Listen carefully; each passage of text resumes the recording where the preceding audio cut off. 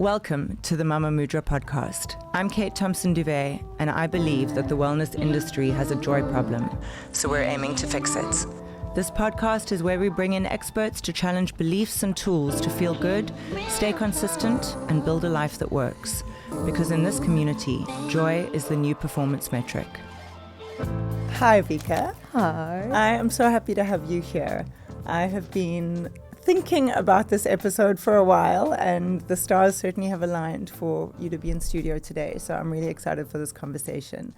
The main reason that I am excited, particularly now, I have always been very interested in and impressed by your career. I've known we've had quite aligned careers for many years, and I've always known of your events. I've known of from when you were back in Pernod Ricard days. I've always kind of known of the work that you do, which in itself is wonderful. But the reason I'm so excited about today is because you are now starting your own wellness journey, which I really want to get into.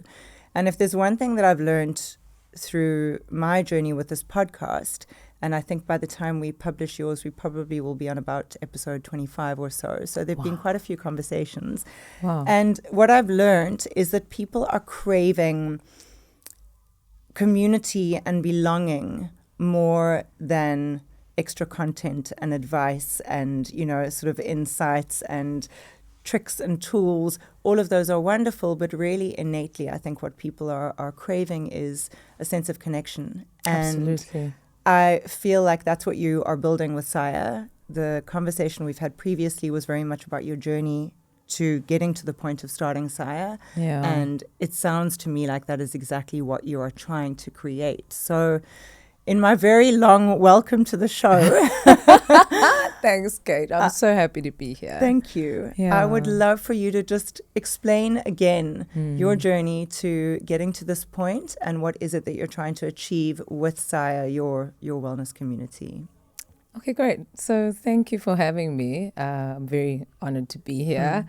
I think, the story of Vika, as you've mentioned, is that I've been in corporate, I've been an entrepreneur, I've been a high-flying girly for many, many years, certainly like your typical overachiever.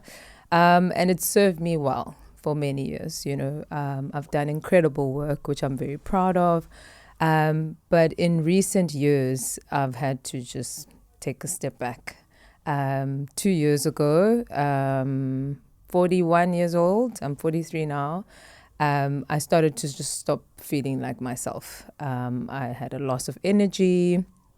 Things were just not going the way that they used to.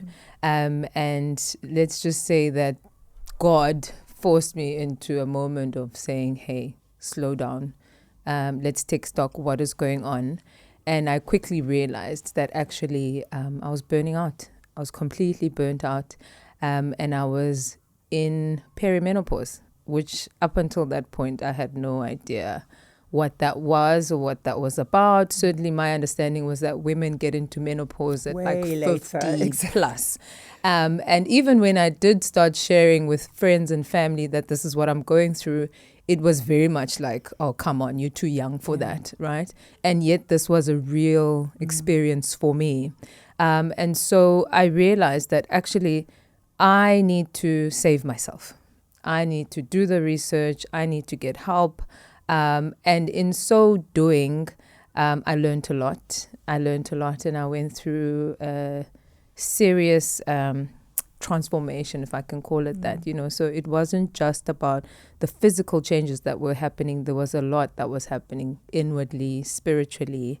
And I then decided that SAIA needs to happen because what I went through, I just wondered to myself, who else is going through this? You know, there must be one other woman who's going through a similar transition and first of all, not knowing what to do and certainly being scared to talk about it. And I knew that for myself, I need to create a safe space where women can talk about these things. And that was how SAIA was born. I don't fully have an idea of what I'm doing other than the fact that I'm creating this amazing community of women who are 35 plus, who are navigating life in all its shape and forms And I want them to have this place where we can come together, share information, and for them to know that, like, you're not alone. And yes, all of us have these incredible careers and these amazing lives, but it's okay actually to say, hey, I'm not okay. Hey, I need help. How do I do this? How do I navigate this? I talk a lot about joy and the way that you feel becoming the performance metric to use in life versus a personal best at running, or how your body looks naked after training, you know, whatever, your muscle tone, whatever it is, how much you can lift, how long you can do that grip hold thing. Oh, my gosh. I know. And I still haven't done carriers. it. So I always focus on that, like, you know, being in touch with your feelings and really like how your lifestyle is making you feel. So everything that you're saying it's so aligned and so beautiful to me, because I think that it's exactly that. There's so many people that become successful people that you achieve success as you thought it would be when you were younger. And we spoke about this just before we started recording, and you kind of like, you have these material goals in your mind and you get there. Yeah. And you're like, you know, 10 years ago, you're like, when I get there, I am going to be on top of the whole world. And you get there mostly without even realizing, because you're so damn busy getting there. Right. And then you achieve these things and you're like, I'm so empty. And also, I actually that's not enough anymore. Now I need that times 10 and that. And look how well she's doing. And I want to, you know, this comparison and this competitiveness. And I think that it's very interesting for you to be talking about it as someone that has been living this life. But I wanted to ask you, especially speaking to you say women from 35 plus, for women that are potentially still in that mindset of just chasing the goals, do you think that before you reach the point of physical burnout, do you think mentally you'd started feeling like maybe there was more and maybe this isn't all that it's cracked up to be, and you were probably just trying to desperately ignore it? And like, what, you know, give me a little bit of insight into that, because I know for myself, before I left agency life, like I'd had a voice in my head getting louder and louder for a long time, going like, really, are we still doing this? Like, is this really, like, why are we leaving the kids at home, and why, like, what for, you know? It's so funny. Like, I'm listening to you and I can feel the stirring inside, because I started VS Luxury Group in 2018. Okay. And I started it because prior to that, I was at Pernod Ricard selling, you know, high-end champagnes and luxury spirits and throwing these epic parties. Which, by the way, sorry to interrupt you, when I first heard about that job, I was like, that would be my dream job. Oh, it was a dream. Oh, it was all of it. It was all that and more. But I felt like there was more for, and I'm going to say it, there was more for Black people. So there was this stereotype at work that Black people want bling and they want, you know, ostentatious luxury. And I was like, no, actually, no. Yeah. There's a whole evolution. Yes, we might start there when we like new money or whatever. But what I wanted with VS was just for people to have a set of values that govern how they live. Yes. And I was like, how do I get people who are coming into wealth to understand that there's more to life than just the Gucci's and the cars and the, you know. And then I started VS, and it was meant to be sort of like this more meaningful approach to luxury living, this more intentional approach to luxury living. And I think I started to then get pulled into, you know, what the client wants, and they want this and they want that. And my husband would always say to me, but Vika, why are you not doing your own stuff? And I was terrified. Of course I wasn't going to say it to him, but I think I was terrified. And more, the pulling was, you need to be doing your own thing. Yes. You're not living in purpose. Yeah. You don't believe in this like outward expression of wealth. You believe in like meaningful living. And so I think ignoring that then became this collision of like, if you're going to ignore that, I'm going to stop you in your tracks. Yeah. I'm going to stop you in your tracks so that you can then listen. First, listen to your body, because it's screaming for help. It's burnt out. Its hormones are changing. But spiritually, I need you to align. And I look at where I am now, and I'm like, wow, like it took a bashing, but now I'm in alignment. Yes. I'm helping women. We're talking about meaningful things. It's still very luxurious. Like the experiences, the retreats that I want to do, it's still all beautiful. But there's depth, there's meaning, there's help. Yeah. You will walk out not just feeling like, oh, that was so inspiring, but actually that poured into me in a way that's transformative. Yeah. Yeah. Yeah, I think that we have created a sort of a facade or a persona, I don't know what word I'm trying to think of, sort of a version of success that has become so external, and it's been growing and growing and building, and it's so much about from the outside looking in, and is only getting worse because of social media and because of how we're all looking at everyone that we perceive to have made it. And it's all about the visual, like what are they driving, where are they holidaying, which yacht are they on now, all of these things. And it's so superficial and so short-lived that I think that the version of success that we have built up for people to look up to has become one that is designed to make us feel miserable when we get there. It literally is designed to remind you of when you hit that pinnacle, how shallow your life is. Yeah. And I think that there is such a huge need for this, for what it is that you're doing, and hopefully what I'm trying to create here as well, to try and communicate that, because I think there are so many women out there today that probably really do think they're doing well and they're happy and they're living this amazing life.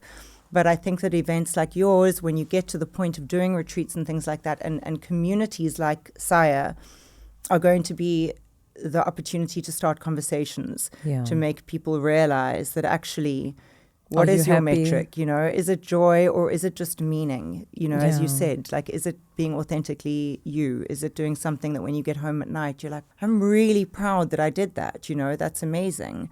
So I think it's a beautiful thing, because I think there's a lot of opportunity for women to realize this much earlier on in life.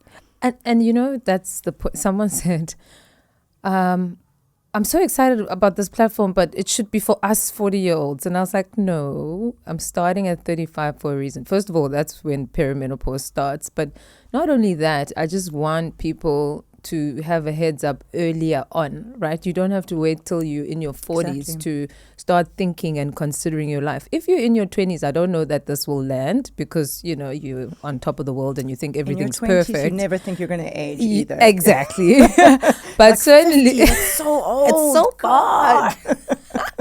But certainly if you're hitting 35, I think you're starting to think about life a bit differently, and it's a good time to then introduce these types of conversations. The one thing I have discovered about myself is that I'm no longer betraying myself. I think, and it's not that I meant to betray myself, but I think in my 20s and 30s, I was certainly living according to other people's standards and rules. Yeah. And to your point, your metric is joy. Mine is like, are you living according to how you want to live? And I've had to, it's so much courage actually to go like, no, I'm not going to do that. I get that you're saying I have great potential and that I should be like running this conglomerate, but actually, no, that's not what I want to do. What I want to do is raise my children. What I want to do is do meaningful work. And it's been such a radical thing to choose myself and choose what brings me joy, as opposed to other people's definition of what that should be. I do think, though, that you shouldn't be hard on yourself for having done that, because firstly, we all go through it and we all do it. Yeah. And I don't think it's possible to realize what being authentic to yourself means until you've gone through that. Absolutely. It's and that is the with age comes life. Wisdom. It's beautiful, and you get to the point that you're like, sure, my kids might think that I'm ancient, but like I am so happy at this stage of life where I genuinely know myself and I know what it means to live honestly, and I know what matters and what doesn't. But I only know that because of that journey that I went through, And also I think the most important and profound thing about what you just said is the example you're setting for your kids. Fully. You want your daughters to look at you and be like, wow, Mama really lived for herself, and she turned things away and she went in different directions, etc., because that was right for her. And that's brave. Yeah, thank you. Yeah, I think we all have to honor our soul. And I think the sooner you can sort of start to listen to your inner voice, listen to your body. Oh my word, listen to your body. Agreed. Then we will live fuller, meaningful lives. Yeah. Truly. So a huge part of success and achieving success on whatever terms is competition. You know, and as I said earlier, especially amongst women, there is always, especially in corporate, there is such horrible, aggressive, non-supportive competition. You can be in competition with someone and still support them, but most in those environments, it's not the case. You know, it's usually sort of, it's quite a nasty side of competition. So, which I'm sure you've experienced in your life and in your career. So, how do you think that your relationship with competition has changed in light of everything that's changed? Because in my opinion, it's still a healthy part of growth. And it's still an important part of life. Otherwise, one becomes a little bit complacent. But how do you think that you now perceive competition as a sort of a healthy part of growing yourself and evolving? I mean, I think what I was taught at SAB, because that was the school that taught me, that was very toxic. Like that was like scary. And that was my norm for a long time, you know, that you compete, it's aggressive, it's about the numbers, it's just about winning. You know, and I certainly played that game well. You know, I was a high achiever and not like killing people to get there, but certainly like had to get there at all costs. Right? Certainly kill the competition, you know, was the narrative. But yeah, I think now my view on competition is you probably need to learn in terms of like what your competitors are doing out there in the marketplace, and use that to grow whatever it is that you're trying to do. But I do think that we each have a journey, and that's going to be very unique to you. And that's what people need to understand, is that even if we're both in the same industry doing the exact same thing, it just will not translate in the same way. I remember when I started VS Luxury Group and coming into the space, and, you know, people sort of pinning me up against this event planner today and then that PR person tomorrow. And me just resisting that and going, it's none of those things. Like, we are not just doing events and we are not just doing PR. We kind of like creating this world of luxury living and lifestyle. And so, you know, sort of understanding that what you're doing is unique and it's unique to who you are. And even if by definition it's the same as the next person, how that gets expressed is going to be so different. And so we shouldn't be too concerned. If anything, you can learn from what other people are doing, you know, take inspiration from it. I take inspiration from a lot of people who are curating incredible, considered experiences, but I still make it my own. And the sooner we can understand that it's your journey, your pace, your vision, then you can just get comfortable with the competition around you and embrace that. Yeah, agreed. I think that this leads beautifully to the next question, because it's all about, in my opinion, collaboration rather than competition. Fully. And it feels to me like it's becoming more normal. I think that there's still, I also think it's quite age-related, because I think in your 20s it is just so ingrained to think that someone else needs to go down in order for you to go up, you know, which is not the case at all. But where do you see the future of collaboration specifically in wellness and with women? Because it seems to me that there are so many women outside of just this room right now in this country that are doing, you know, incredible things, building these beautiful wellness communities, starting these events.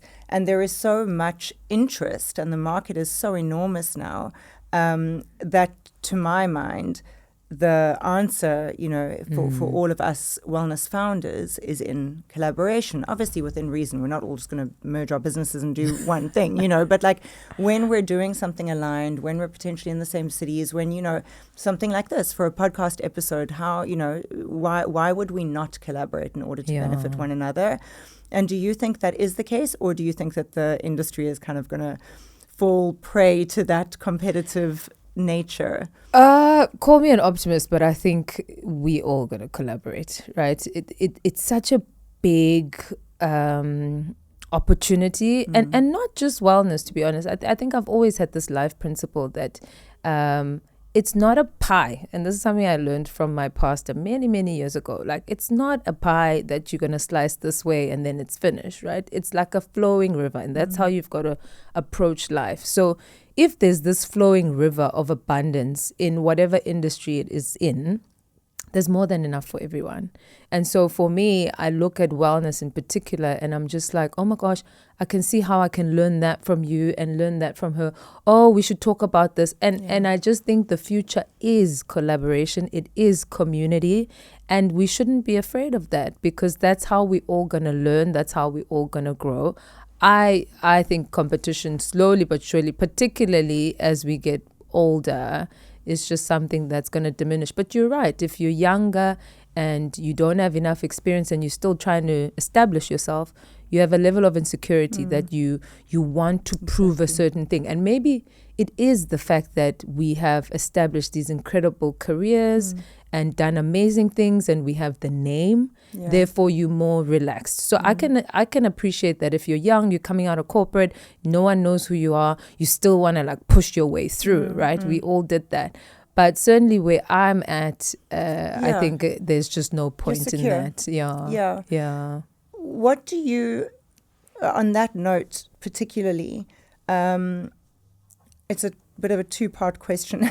What do you firstly think that the next 5 to 10 years is going to hold specifically in South Africa with regards to wellness? Because, I mean, if I look overseas, the things that are happening are just mind-blowing and so exciting, and it's almost overwhelming. There is so much, and you don't even know where to start. True. And I think that we are we're just like at the starting line here. We are just getting going, and it's also going to fly once people really get behind it. So that's the one part. And then the other part is based on the previous question with regards to the younger generation getting into wellness. Do you think, in your opinion, that there is a way that we could almost kind of pave the way for people that are younger getting into it to kind of maybe open their minds at a younger age to realize and understand exactly that river analogy, which is so beautiful? Like, is there not a way to sort of to realize that the more we collaborate, the more we discuss, the more we commune, the more we share insights, the better it's going to be for the industry, and the better the industry, the bigger the industry, the better it is for all of us. Yeah. Or, and I guess that goes outside of just wellness, because I think that there is a lot to be said for people are getting involved from an entrepreneurial perspective, especially in South Africa, in business at a much younger age. Probably because maybe there's less opportunity out there, I don't know, but a lot of people are getting into their own businesses earlier. So I think a lot of wellness founders are going to be younger. And it would be amazing if we have collaboration across all ages, because there are so many people that are interested in it, and it doesn't make sense to only speak from 35 plus if you could be speaking from 18 plus. I mean, there's two things, right? The one is how I actually learned about collaboration was from watching young people in Joburg. So there was this creative team of like youngsters, your Trevor Stirman, Lulama Wolf, and all of those kids, Richard Nisi. And they were coming together, right? You would see them together. You'd see them curating stuff together. And I just thought, I love this. They're all my friends now, because I just gravitated towards that. I was just like, this is so building, because this person's doing this, and then these ones support them like that, and these ones support them like that. So this power of collaboration, I think, can start at a very early age. I do think like younger people get it. They embrace it. Unless if you're from corporate, then you need some healing first, okay? But generally, like I've seen a lot of young creative people doing amazing things and understanding the power of community. Now, that's one thing. So the future, definitely collaboration. Start young, do it, blah, blah, blah. Now, why I started this with 35 is because it's a lot about your journey, my journey, and the fact that I had this change that was like a midlife crisis that almost killed me. I just felt like this will not be relatable to someone younger. Agreed. Like you have to be in the thick of it to know, because before that, life is dandy, life is beautiful, your body's perfect, nothing's changing, like there's no reason to worry about it. But I think from about 35 you start to notice certain shifts. And what I've also seen with a lot of the middle 35-year-olds is that there's this thing around like infertility and hormonal changes and them not understanding what's going on. So I thought actually it's good to start round about there and start to get to know what's going on. But certainly I think collaboration and working together is just the future. And if you're not going to jump on that bandwagon, you're going to be alone. And if you work alone, I'm a living example of what happens. You're going to burn out because you're trying to do everything by yourself. It's not sustainable. And it's also they've realized one of the most damaging things to your health is loneliness. It's literally like it's spoken about in so many wellness communities around the world. It really is, because people are just so isolated, and it's so toxic for our health. We're social beings, as much as we were saying earlier, we're very happy when we're just at home alone in bed with our families, but like within reason, you need collaboration. I think loneliness is an interesting thing, because there's so much like social media that you would think like we are connected, but it's a very surface level. We need the depth of connection. We need real life connection. And I mean, those spaces need to be safe. I think particularly for successful women, vulnerability is hard. It's hard. So it does get lonely. It does feel like, oh, I'm just by myself, and oh, I'm falling apart, but who can I talk to about that? There's just no one. So creating safe spaces where people can feel like, oh, actually I can take off all this armor and just say, guys, I'm bloody tired. Or actually, guys, something's changing and I don't know what to do. Yes, I've got my career figured out, but actually my body, I don't have it figured out. Help me. I mean, it'll be interesting to see, because I'm sure there will be some faces, whatever we want to refer to them as, younger in their 20s, that will come out and discuss their experiences, because I think I hear you with your journey and the perimenopause and, what you were going through hormonally, which is certainly not relevant or relatable to someone in their 20s. But I was thinking as you were speaking, for me in my 20s in corporate, that's when I was worrying about starting a family towards the end of my 20s, and it was so much on my mind. Like, am I going to be able to do this? I only ended up having my first kids in my 30s, but it was very much like, is this something that I'm having to choose between? Is it going to work? Because I don't have any free time anyway. So how would you do? I freeze my eggs? Exactly. What do I do? Exactly. Yeah. So there are so many conversations, and again, that's showing vulnerability in a context that you don't want to be seen as vulnerable. You want to be seen as hard ass and getting your shit done, and like nothing phases you. It's scary to have to put yourself out there, especially to maybe a senior woman in your organization. So for anyone listening that's younger and wanting to do something in their 20s, it would be, I think, beautiful for there to be sort of almost people that kind of represent different stages and phases of life. Absolutely. I love that, actually. And you're actually so right, because we make a lot of assumptions, right? But even before, when we were talking about my friend Nozi's book, right? Nozi Pochabalala, she talks about her journey around infertility.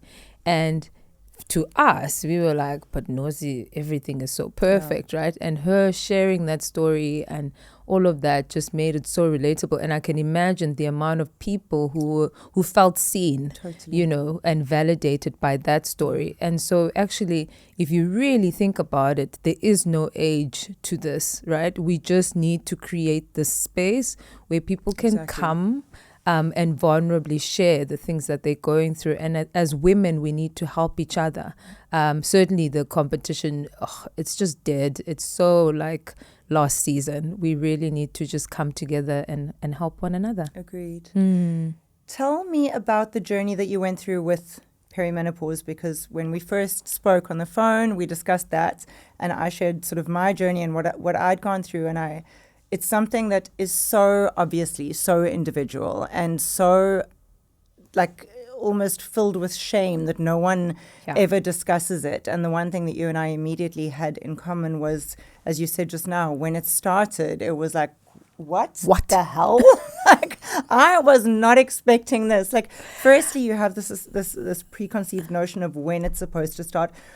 Then also, even though you kind of know it's something that's going to come at some point in the future, you don't really know anything other than hot flushes. Yeah. That is the only thing that anyone ever associates with menopause. Yeah. And it's like, puberty is discussed openly amongst everyone, and it's literally as like a normal part of life. And it isn't, as is menopause. That's the beginning, and that's sort of the moving into a different phase. It's not the Don't say the end. It's not the end. Do not say the end. But I'd love to hear your experience, because it feels like it's becoming more, something that is easier to discuss, which obviously is going to be comforting for other women going through it. But it still feels like it's kind of whispered behind doctors' room doors, and it's not an out in the open, easy discussion to have. And as you said, some women can be starting perimenopause from 35 years old. Like, it's not a 50-plus thing at all. No. So please explain to me, and hopefully people will get some insight for themselves from your story. So mine, I think end of 2023. So I turned 40 in 2023, May. Did the whole 40-year trip, and everything was fantastic. We had a big client that we were working with at the time, doing amazing events. And by end of December that year, I could feel that I was tired. So January of the following year, we go away on a family holiday in Brazil. And while I'm there, I say to myself, Vika, you need to take 3 months off. You're tired, right? So I promised myself, okay, I'm going to come back. I'm going to take 3 months off, and I'll only start working in April. But then we come back, and it's Jan, Feb, March, and I just can't give myself permission to stop. So I carry on. And every time I try to rest, I'm like, oh, no, you can't rest. Oh, no, just keep going. But I can feel like my body's going, I need rest. And I just kept going, because I don't know why I couldn't give myself permission to slow down. But April then comes, and all of a sudden, I am severely exhausted. I can't complete a simple task. I would wake up, go to the gym, do a normal session at the gym, but by 10 o'clock, when I'm supposed to get in with the day, exhausted. Then my mind doesn't work. So now I can't ideate, I can't do the campaigns, or I start, but I can't finish. Yeah. And I just had all this shame around, what is going on with my brain? So I felt like I was losing my mind. Like, my brain is going, but why? And then I don't want to tell anyone, because I'm the boss. How's your brain going? So then it would just manifest in these highs and lows, happy mood. And then by 3 o'clock, I'm depressed. Or by 2 a.m., I'm severely anxious. My heart is racing, and I'm worried about God knows what. And so that went on for a good 6 months. Mainly my brain. At that time, the hot flashes weren't there. So there was nothing to say, hey, this could be something else. It was just this chronic fatigue, exhaustion, and severe mood swings. And then so that went April till November. December, we went on a family holiday. And for the first time, I could breathe. I'm sitting in Komiki. I'm looking at the ocean. And all of a sudden, I started to feel like myself again. And I was like, is it the environment? What is different about, why do I feel like myself? And I had energy all of a sudden. So I was making breakfast, and I'm making lunch, and I'm going for runs, and I'm going for walks. And I was like, hold on. I have not felt like this for 6 months. I have not felt this for a while. And I knew, when I get back to Joburg, I need to ask for help. Something's wrong. And the first thought I had was, I need to do a proper deep dive. And I went to see my homeopath. She's very holistic in her approach to wellness and well-being. Yeah. She's helped me with many things before. And she's helped a lot of women who can't conceive, actually. Okay. And I went to her, and she said, okay, first things first, we need to do bloods to understand what's going on. And before we could even get to perimenopause, because already I was starting to say the words like, I think it could be, because you do your own Google. Yeah, of course. Like, I think it's perimenopause. It's either, I think it's burnout. I think it's, and I'd watched like a lot of TED Talks on burnout, and I'd watched a lot of things. And she said, whoa, we need to check your bloods. And there were so many underlying issues. I had no iron in my bloodstream. I had almost zero DHEA. I had no backup cortisol whatsoever. And those were related more to the burnout or the perimenopause? That was burnout. Okay. And then when we checked my hormones, like your estrogen and all of those things, it was certainly going down. But like she put it, it would come back up again. Yeah, it was early stages. It was early stages. But so probably being exacerbated by the burnout. There you go. So she was like, we need to watch this. And I kept going, just put me on HRT. Yeah, exactly. I need to get back to Put Vika, me on. I want to get back to myself. And she's like, I'm sorry, like we can't do that. Yeah. This is a whole journey. And then the more I insisted on getting onto HRT, she said, okay, then we need to DNA testing. So then we do DNA testing, and then we realize, oh my gosh, I have underlying stuff. I've got inflammation I need to deal with. I've got, like, my body doesn't detox properly. Wow. And so she's like, we can't even get onto HRT because first we need to deal with the inflammation. Yeah. We need to get, your body regulated. And so we on supplements. So I'm not even on HRT yet, but I can tell you, I feel so great because we've tackled core issues around my iron levels, around my DHEA, around inflammation and nutrition. So there are so many layers to peel before you even get to. I know I'm in perimenopause now because the hot flashes are there, the night sweats are there. But I just feel like at least I'm functioning and I feel great. So I'm taking my time with that. I know it's coming, but I still want more information around like which HRT. And that's a whole nother thing, right? Around to HRT or to not HRT, which I'm still exploring. And I think that's the beauty of SAIA, is that I'll probably find other women who've been through the journey, different experiences, and then you take what works for you, you chat to your healthcare professional, and then you take it from there. Yeah, but in my opinion, the most important thing is the more stories like yours that are told in a public forum and heard by women that aren't there yet, at least they'll start understanding at an earlier age what to expect, what you can do before it starts, how broad the spectrum of treatments and supplements and all of those things there is out there. And the fact that it's normal. And it's so We've normal. got to normalize it. Totally. I think the shame I had around this thing Totally. is the thing that I just don't want for anyone else. Yeah. It's like this idea that something's wrong with me, because you just feel like something's wrong with me. Like, and then you almost want to bash yourself back into like, just get on with it. Exactly. And meanwhile, this is a natural part of life. It's going to happen to all women, and it manifests in different ways. So if you can be equipped with knowledge, information, so that when it comes, you're able to actually say, okay, something's happening. There's a transformation here. There's a change here. And embrace it like you would any other stage of life. Exactly. And there are so many positives. I actually did an episode a while back with a friend of mine called Andrea Back. She specifically focuses all of her content on this transition through menopause, perimenopause, all of the different phases, postmenopause, midlife. And the episode was focused on how many upsides there are to it as well. It's like everything is all about like the horrible the downside and like old. And, it's like you're going to just like, you might as well just go and hide in the corner once it's done. And it's like the amount of upsides there's there so much are. upside. And also there's male menopause. It's like there is, I just found out. I found out last year. I was like, excuse me? I genuinely, and I'm someone that's invested in this stuff, did not have a clue. And I can guarantee you, no man in my circle knows. I promise you, if I dropped that at a dinner party one night, they'd be like, sorry, no one knows in my circle either. So, I mean, it's crazy. Like, we need to talk about these things. So that really does sort of bring the whole thing together in terms of community and collaboration, because ultimately that is what this is. The more wellness communities and the more collaboration between people that are creating these communities, the more the conversations are going to happen. And ultimately that is in my opinion, what is needed. You know, all of the tricks and the Absolutely. tools are wonderful, but we need to be talking about them first.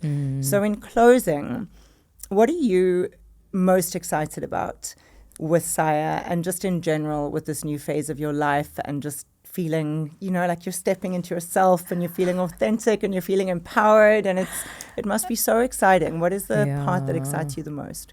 I think community is very important. You know, I think feeling like there are people who are walking a similar journey to you, you know, validation or just having people to bounce things off. I think as human beings, we are built for connection. Certainly, I'm that type of person that wants to connect people. If I learn something, I want to share it, right? And so the most exciting thing about SAIA is just the idea of connecting different women from different backgrounds around a common theme. Yeah. And I think the most exciting thing for me is that, unfortunately, I am one of those people who've always been like, God, what is my purpose? What is my purpose? And for the first time, I just feel like I've found the thing.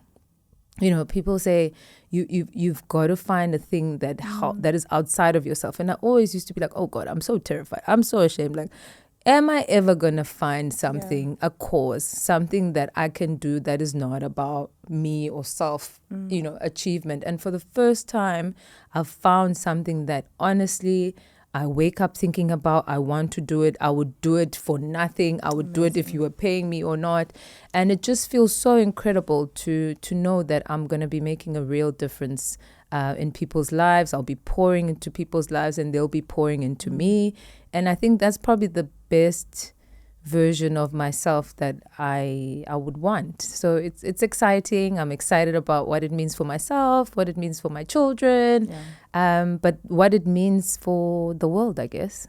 That's incredible. I'm so excited for you, and I can't wait to see what you do. We'll be with collabing, it. girl. Exactly, and be a part of it. And yeah, I think it excites me so much how many people are feeling this. And obviously it's just, you know, it's like your bloody social media algorithm. The second you start looking into something, that's all you see. Yeah. But I'm seeing so much of it right now of people that are moving into this at various stages of life. And it's such a beautiful thing that people are really getting excited, but not for the reason, as you said, not for self-growth, because they're genuinely doing something that's going to give back, it's going to benefit, it's going to make a difference. And that's a beautiful, beautiful thing. So thank you again for being here today.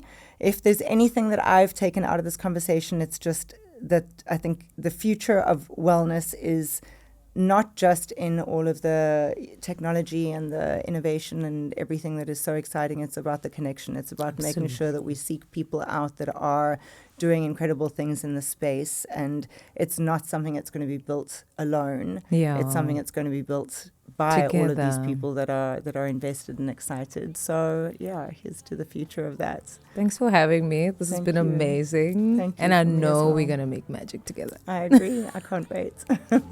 If this episode shifted something with you, share it with someone who needs it. Because the wellness industry doesn't change from the top down. It changes through conversations like these. So like, subscribe, and stay close. We're not chasing wellness anymore. We're redefining it through joy. See you next week.